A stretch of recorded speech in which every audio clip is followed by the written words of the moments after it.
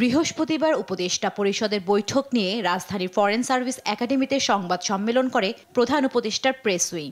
আজকে উপদেষ্টা মণ্ডলীর বৈঠকে মানবদেহে অঙ্গ-প্রত্যঙ্গ সংযোজন অধ্যাদেশ ২০২৫-এর খসড়া নীতিগত এবং চূড়ান্ত অনুমোদন দেওয়া হয়েছে বলে জানান প্রধান উপদেষ্টার প্রেস সচিব শফিকুল আলম। ট্রান্সপ্ল্যান্ট করার জন্য শুধুমাত্র খুবই কাছের যে আপনি আপনার ভাই বোন বা বাবা মার থেকে নিতে পারতেন, এখন একটু এটাকে একটু এক্সপান্ড করা হয়েছে।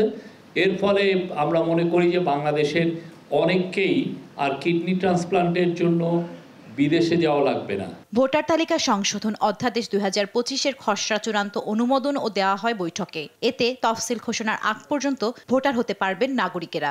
আজকে যেই আইনটি অধ্যাদেশটি অনুমোদন হলো, এর ফলে অন্তত ডিসেম্বরে যদি ভোট হয়, অর্থাৎ যখন নির্বাচনের শিডিউল ঘোষণা হবে তার অন্তত ১ মাস আগ পর্যন্ত যে সমস্ত ব্যক্তিরা ১৮ বছর বয়স হবেন, ভোটার হওয়ার জন্য এলিজেবল হবেন, তারা ভোটার তালিকায় অন্তর্ভুক্ত হওয়ার সুযোগ পাবেন।